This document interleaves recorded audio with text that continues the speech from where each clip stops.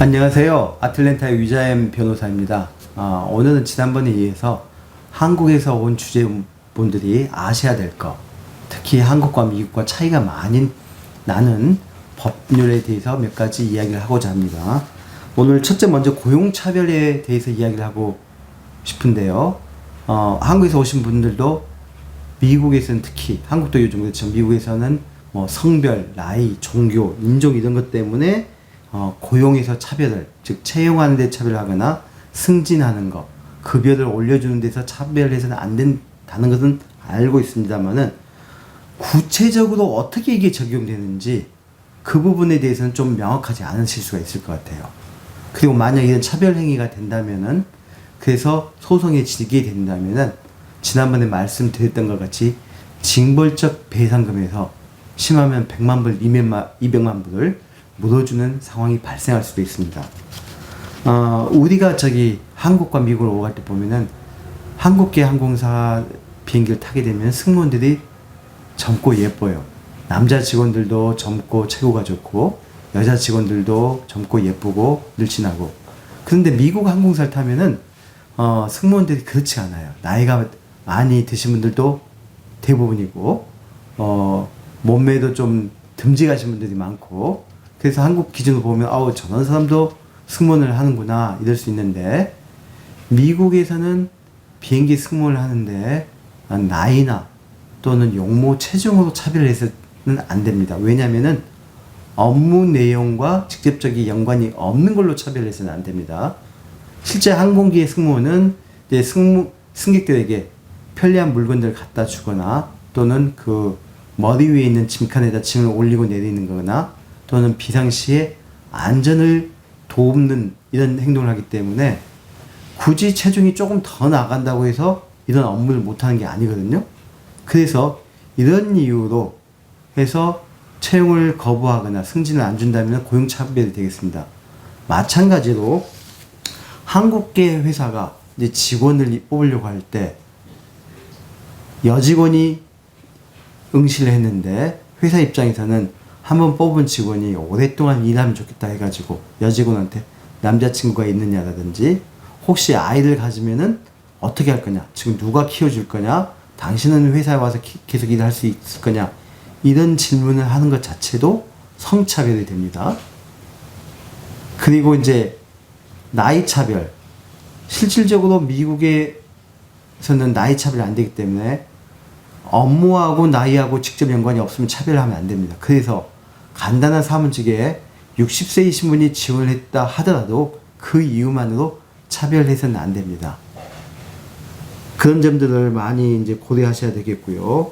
만약에 이런 것들로 해서 소송에서 지게 된다면은, 심각하면은 그 징벌적 배상금을 물어줘야 됩니다. 그래서 최근에 이 부분에 있는 말에 있다라고 하는 시에서 아시안과 흑인 직원들이 승진해서 불이익을 받았어요.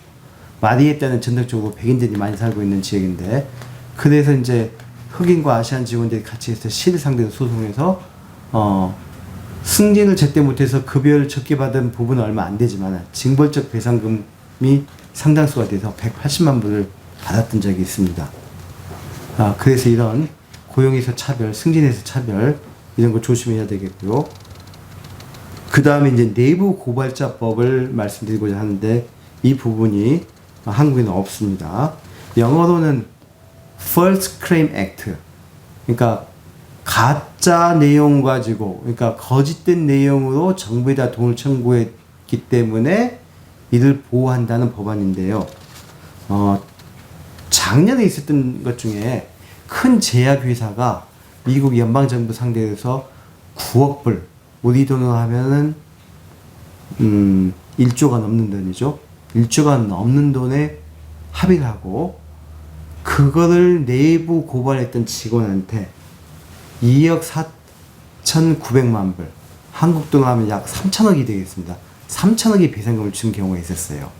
무슨 일이냐면은 제약회사가 관절통에 필요한 약을 이제 판매를 하는데, 제약회사 입장에서는 의사들이 자기 회사의 약을 많이 처방을 해줄수록 좋으니까 의사들 불러서 다양한 세미나를 합니다. 근데 세미나 내용은 짧고 아주 좋은 데서 아주 잘 먹고 잘 쉬고 오가는 항공료도 제약회사에서 대주고 또 이런 것들을 해달라고 제약회사가 의사들한테 일종의 뇌물 같은 거 킥백을 주게 됩니다.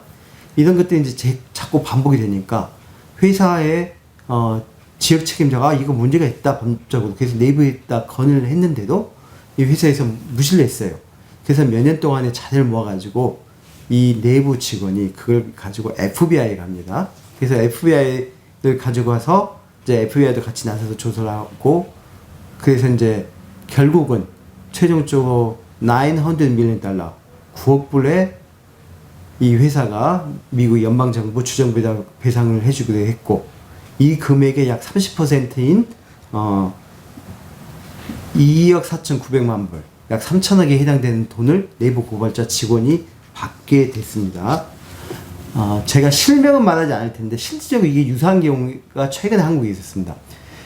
평택에 있던 미 용산 기지를 평택이 아니라 용산에 있던 미 육군 기지를 평택으로 옮기게 됐죠. 그럼 평택에다 군사 기지를 지어야 되잖아요. 그럼 그 공사를 누가 할 겁니까? 한국의 대기업체가 수주를 하게 됐습니다. 이걸 수주를 하는 동안에서 입찰 담당한 미 군무원한테 이 한국의 대형 건설업체가 뇌물을 수백만 불을 줬어요. 근데 그게 발각이 났거든요. 들통이 나가지고 미국 이제 정부에서 조사가 들어가고 해서 그 회사는 미국 정부에다가 물론 공사는 공사도 하고 6천만 불을 배상을 해줬어요. 6천만 불을 배상을 해줬고 그 뇌물을 줬던 그 회사의 상무하고 전무는 실질적으로 한국 검찰에서 구속돼가지고 재판을 받아서 현재 형을 살고 있고요. 그 형을 마치고 나면은 멤피스에 있는 미국 연방법원에 소환돼서 다시 미국에서 또 재판을 받을 겁니다. 미국은 이제 형법상의 처벌 기간이 훨씬 기니까. 그런데 이 과정에서 미국 정부가 이제 조사하는 것 같다는 걸 알게 된 과정에서 이 건설회사의 상무와 전무가 증인이 될 만한 사람들을 회유를 하거나 또는 그 회사의 직원들한테 필요한 자료, 가지고 있는 자료를 소각하라고 그래서 증거인멸도 시도를 하게 됩니다. 물론 이제 한국 직원들은 이런 미국의 내부 고발자법이 있었다는 걸 모르겠죠. 만약에 재무 담당 직원이 이런 걸 알았다. 그래서 그분이 이런 자료를 모아가지고 한국에 있는 미 대사관이나 FBI를 갔다면은 6천만 불에 대해서 30%, 심하면 40%, 그러면 약 800만 불까지도 보상금을 받을 수가 있어요. 근데 이제 한국에는 그런 법 체계가 없기 때문에 당연히 한국 직원도 모르고 누가 내부 고발한 경우는 없었고 이제 미국에서 인지를 해가지고 조사해서 처벌했는데 만약에 이런 유사한 경우가 여기 아틀랜타 지역이든 알라베마, 조지아, 플로리다 기타 지역에 미국에 있는 한국 기업체에서 일어난다면 혹시나 내부 직원들 미국 사람일 수도 있고 한인 2세일 수도 있고 이런 분들이 이런 이거 문제가 있다 해가지고 정부에다 고발을 한다면은 회사는 크게 손해를 볼 수가 있고 또 담당자는 감옥을 갈 수도 있고요. 또 내부 고발자 직원은 상당히 큰 보상을 받을 수도 있습니다. 이런 위험 요소가 있을 수도 있다는 것을 명심하시고 법과 원칙에 따라서 영업을 잘 하시고 업무를 하시면은 많은 성공이 있지 않을까 기대합니다. 오늘은 여기까지 마치겠습니다. 감사합니다.